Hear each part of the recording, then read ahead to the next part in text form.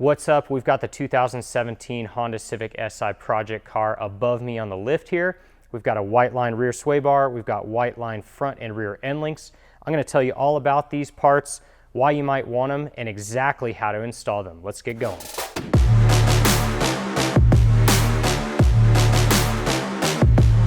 Hey, what's up guys? It's JP from Edge Autosport.com. Thanks for tuning in. We've got the Whiteline rear sway bar, Whiteline rear end links, and front end links in front of me right now. And these are for our Project FC3, our 2017 Honda Civic Si Coupe. So super excited to install these, but before we do, I'm gonna tell you about these things, why you'd want them, what they're for, what they do, and so on. So I'll start with the sway bar specifically. A sway bar really keeps the car from swaying from side to side. As you go through a turn, you want the car to stay as flat as you can and use as much of the tire as you can instead of rolling over onto each side as it moves. So the sway bar prevents the car from that lateral movement where the top can kind of roll over.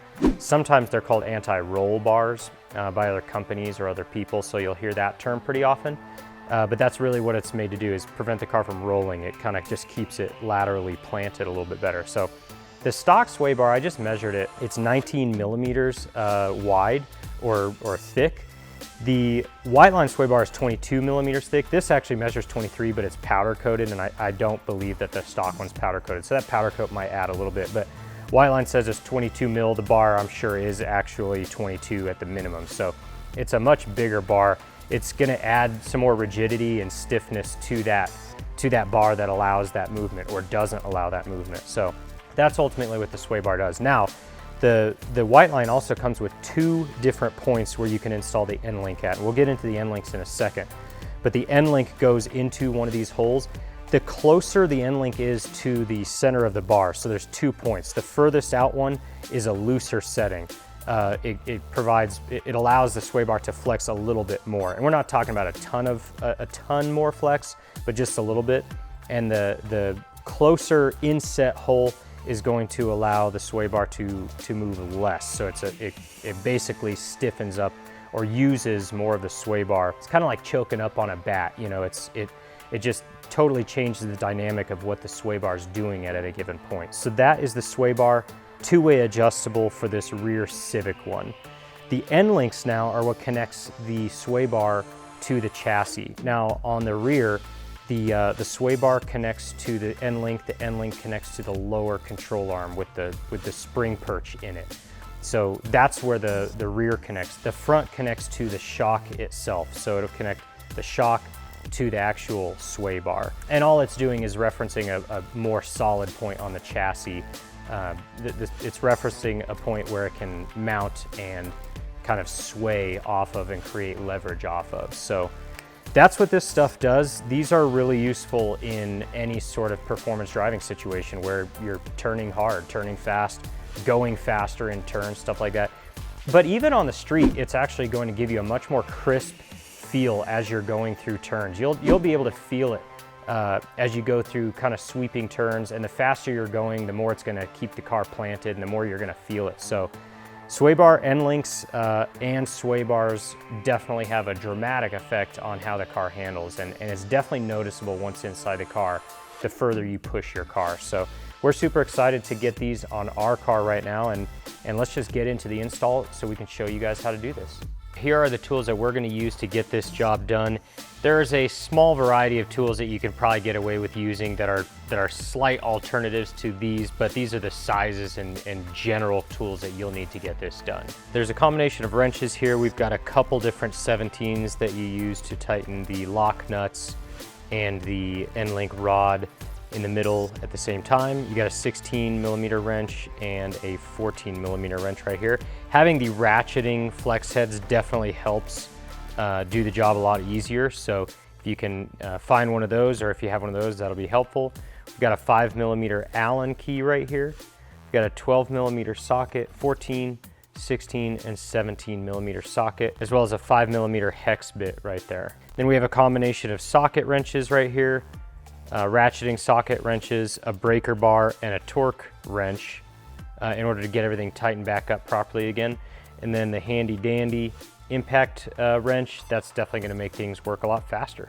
Okay guys, so we're underneath the car. Before you start, if obviously, you might not have a lift to work with, so you have to get underneath the car. If you do, make sure you're safely on jack stands and in a very flat spot to do this install. Once you're underneath the car, you're just going to remove the bolts that fasten the end link to the lower control arm here. And then you're also going to unfasten the bolts that hold the bushing bracket, which holds the sway bar to the rear subframe. So those are really the only points that, that you're working with to remove the sway bar. So let's get started on that.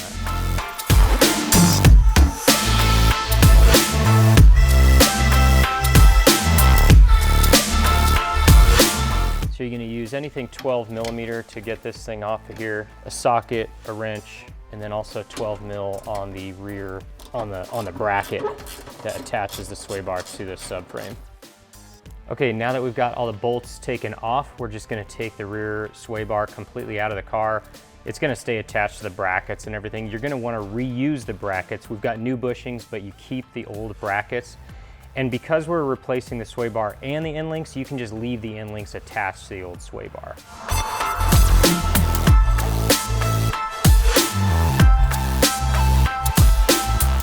Okay, the first thing we're gonna do before we put the new sway bar on is get these bushings around the bar.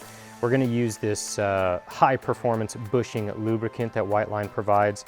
The bushing itself separates right there, it's cut, so we're just gonna slip it over the bar after we put some grease on. The grease is just to make sure that this stuff doesn't squeak and bind up. It does need to be free within the bushing for it to move, because it does move. So you just want the bushing to hold it in place quietly and firmly, but it does need to move within the bushing. So that's what the bushing grease is for. And so let's get that on right now.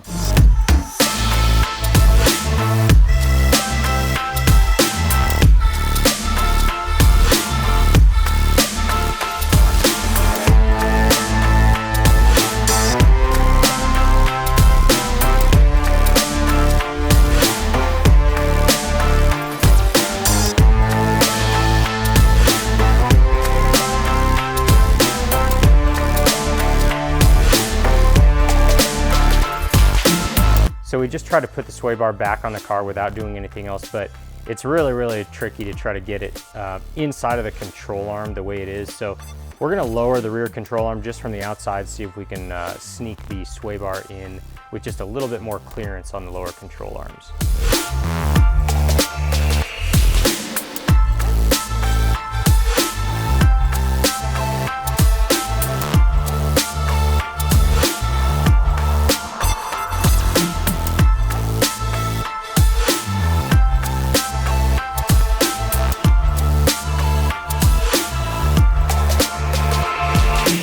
Okay, now the safe way to do this is to support the lower control arm with a jack, just so that there's no tension on the bolt when it releases and when you take it out. And then you can slowly release the jack and let the spring slowly push the control arm off of the rear knuckle here.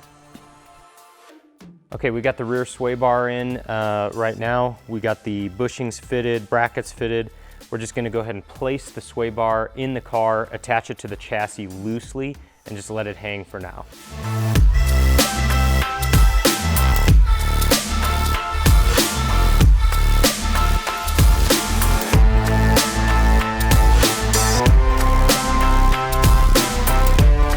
Okay, so I've got the rear end link in my hand here. Now this isn't a fully adjustable end link in terms of adjustable on the car. Ideally, you want to be able to adjust the end link on the car, but since this one is not that style, it would be very difficult to adjust it either way because of how small and compact the area is. The key is to get it adjusted as closely as possible before you fully tighten everything down, specifically just on this rear one on the Honda Civic. So the way to do that is after you get the end link in the car, you're gonna put the lower side that attaches to the lower control arm in first, get that tightened down, and then you're gonna wanna set it so that whatever setting on the sway bar you want the end link to go into, you're gonna try to find the place where it fits into it the easiest. If it doesn't fit in too easy, then you wanna take it out of the sway bar, twist it, lengthen it or shorten it until it goes into the hole that you want it to go into as easy as possible.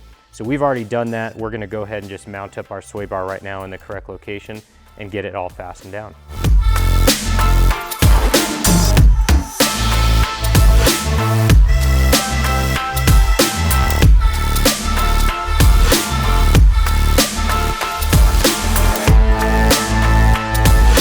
start tightening the 17mm nut on the stud of the end link, and you'll also need a 5mm Allen in order to hold the end of the end link stud in place while you tighten.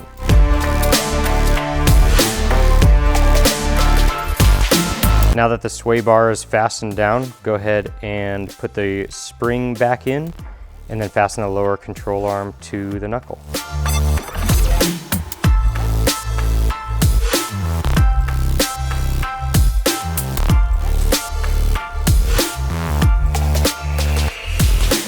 Now that we've finished the rear, let's go ahead and move to the front. Start by obviously taking the wheels off, and then we're going to take the front end links off completely. There's a 14mm nut on the top and one on the bottom. We're just gonna remove both of those on both sides first.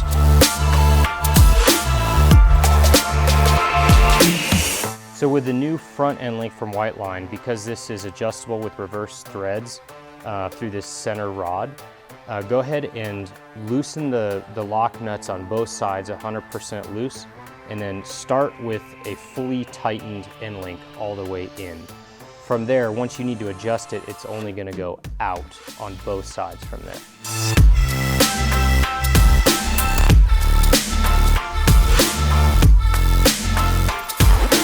Okay, so after you tighten the end link onto the shock, what we're gonna do now is put the tires back on and lower the car onto some blocks so we can still get underneath the car and then put on the other end of the end link on the sway bar. We wanna do that while the end link is completely free and it can slide into the hole on the end bar very easily, very smoothly with no load.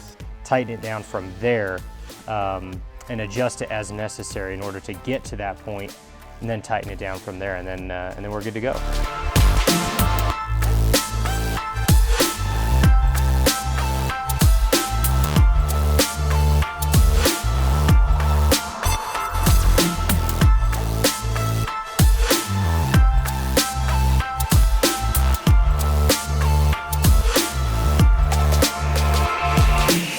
All right, we tried to record putting the end links onto the sway bar from underneath the car, but it was just a really tight fit. We couldn't get the camera underneath there. So I'm just gonna quickly tell you exactly how to do it.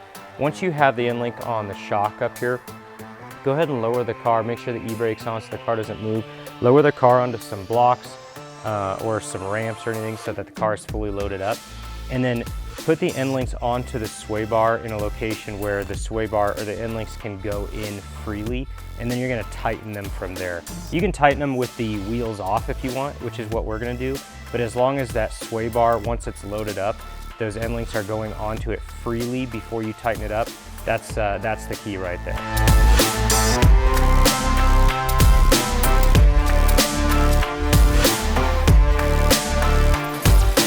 All right, there you go, guys. There's the rear sway bar, rear end links, and front end links. Hopefully that helped you out, and we really appreciate you watching. Make sure you like and subscribe, and we'll see you next time.